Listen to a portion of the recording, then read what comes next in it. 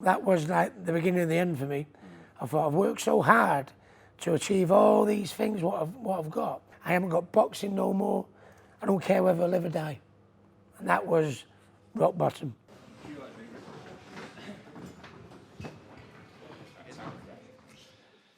Over the next 2 years, the Rugby League World Cup 2021, in partnership with Movember and alongside Rugby League Cares, are going to be delivering mental fitness workshops to around 8,000 young rugby league players and their parents.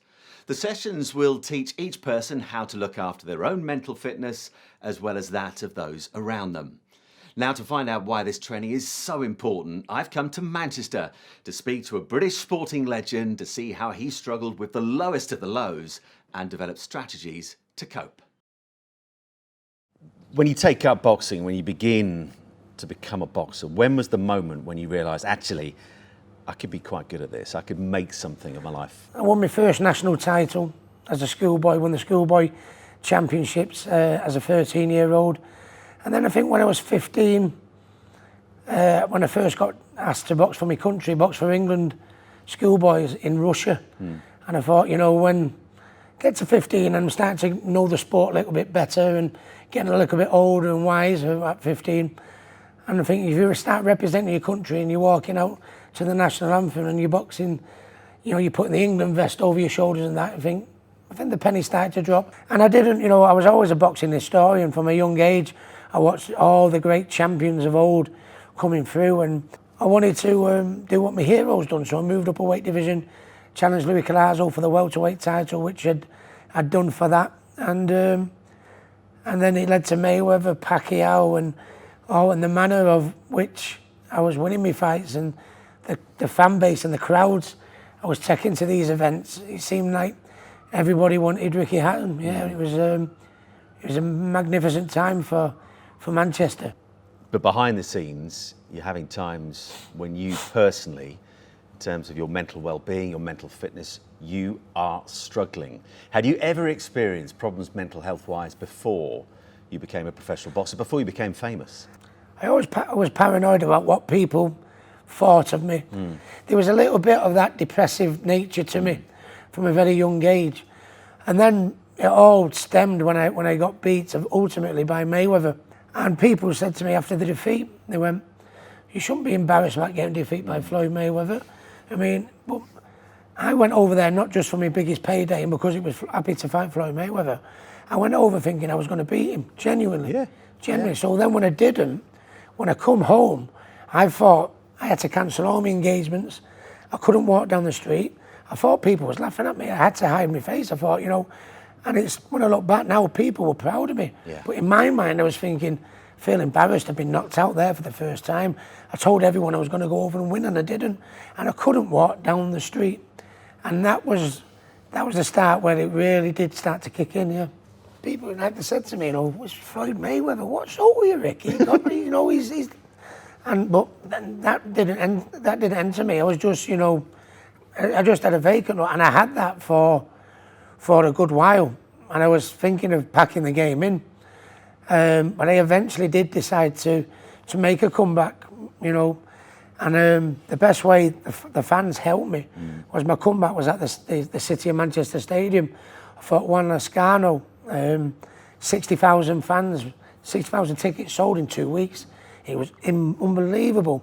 And I fought Juan Lascano, and it wasn't me best performance.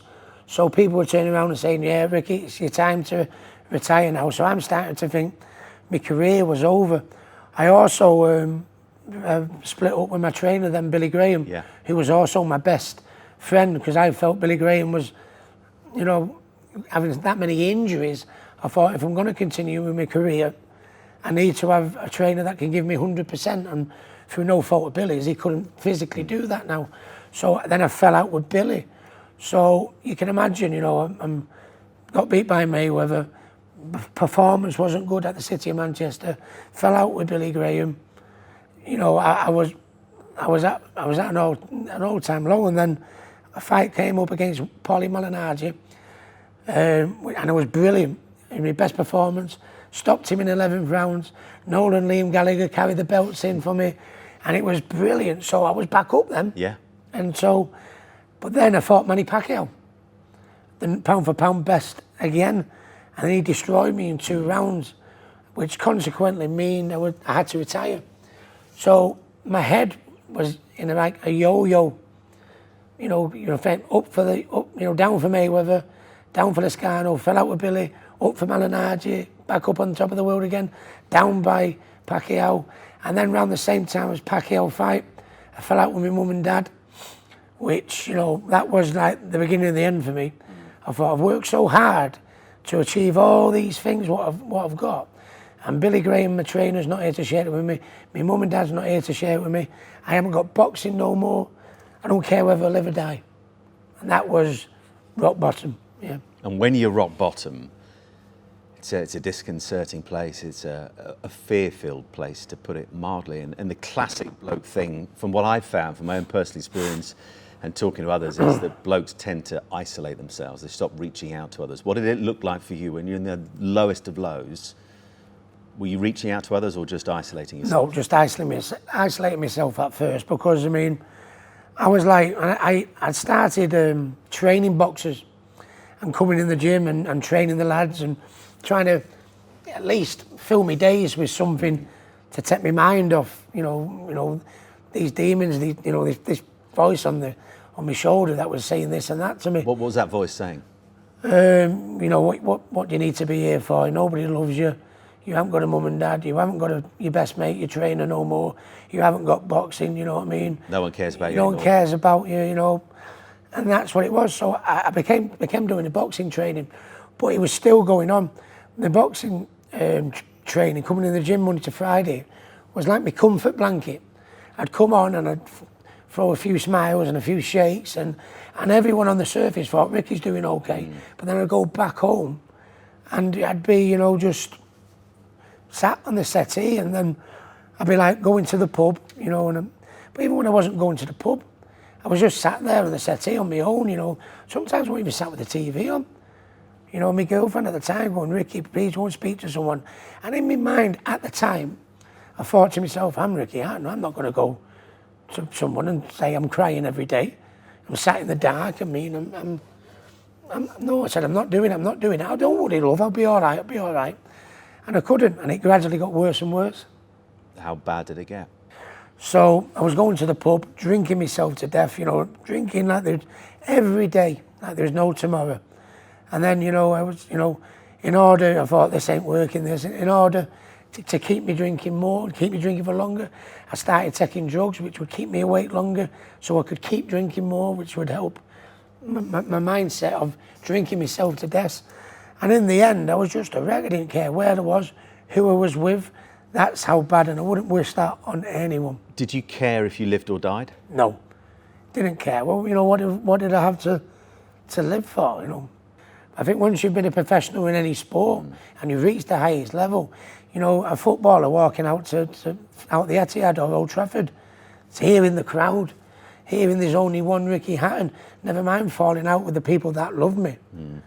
Never hearing that again was like nervous breakdown material for me. In terms of what the Rugby League World Cup 2021 are trying to do in terms of their various initiatives and thinking of ahead of the game, if you were casting your mind back to the younger Ricky Hatton and beginning on the road of boxing and the kind of help around mental fitness that is available now was there, how different might things have looked for you? 1,000,000% different, 1,000,000% different. Whether, you've got problems, whether it be an injury point of view or mental problems, what you got upstairs, prevention is better than cure in anything you do. It's a lot, mental side of sport is just as important as the physical side.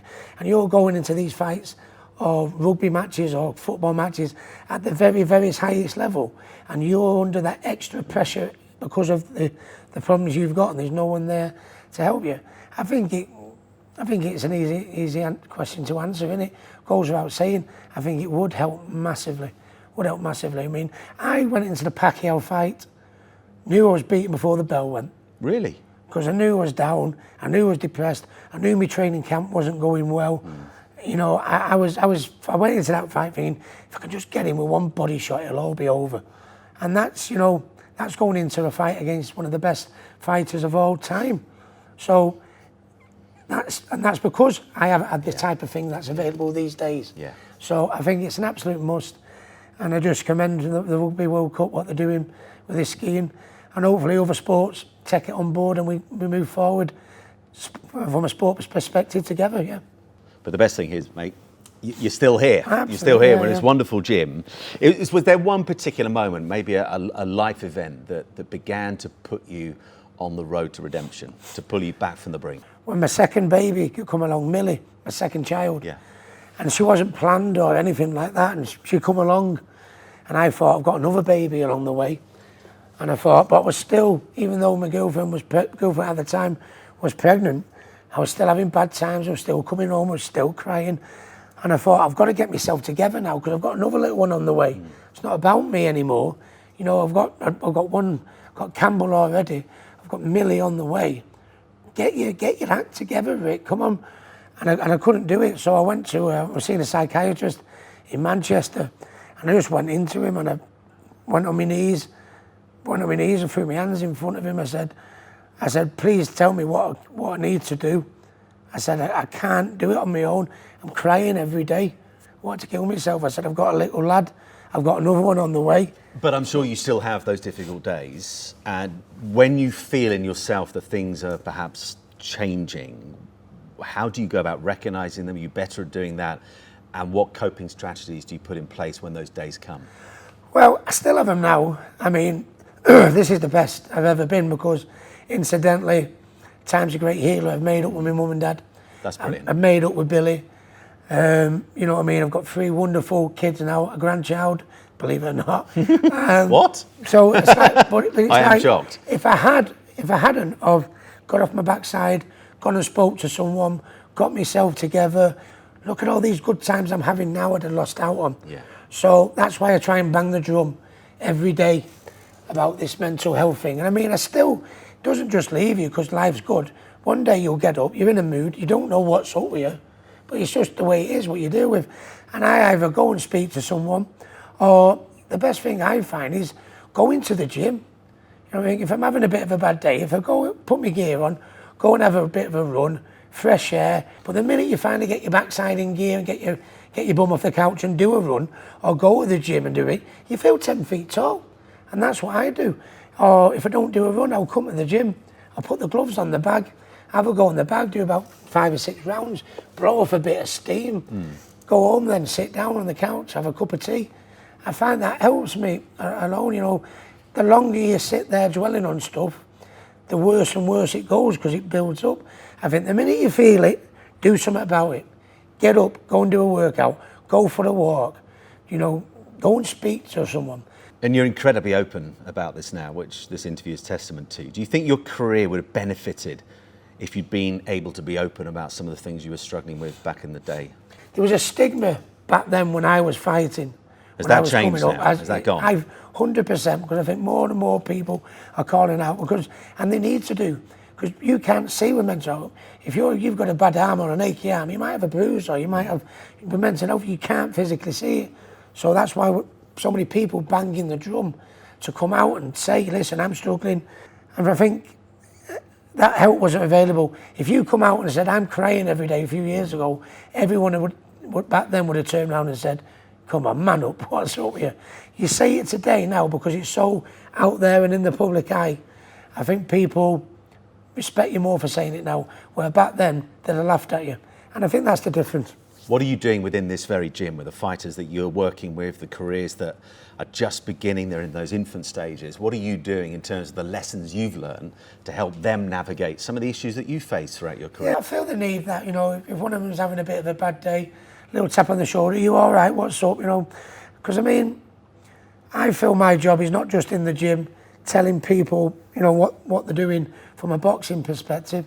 I feel my job is banging the drum for mental health now. That's equally, as much as I'm a boxing trainer, I feel like I'm an ambassador for mental health now. Because we talk in life about sliding doors moments, we talk about not knowing the story of what would have happened. If you hadn't gone through this, do you look back at it and think, actually, and it just sounds like from what you're saying, in a funny kind of way, obviously you don't want to have to feel these things and go as low as that, but because you've gone through that, it's taken your life, it's taken Ricky Hatton, it's opened up doors that probably wouldn't have opened up otherwise.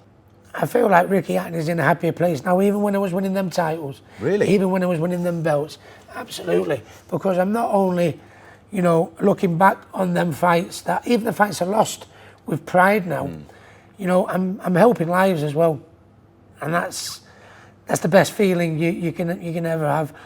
Given everything you've said and given everything that the Rugby League World Cup are trying to do in 2021 around the whole area of mental fitness training, is it almost as important that we are training ourselves in terms of our mental fitness as much as we are training ourselves physically when it comes to sport? Absolutely, because I mean, everyone in the World Cup are playing for their nation. They're in the spotlight in the biggest sporting event in their sport.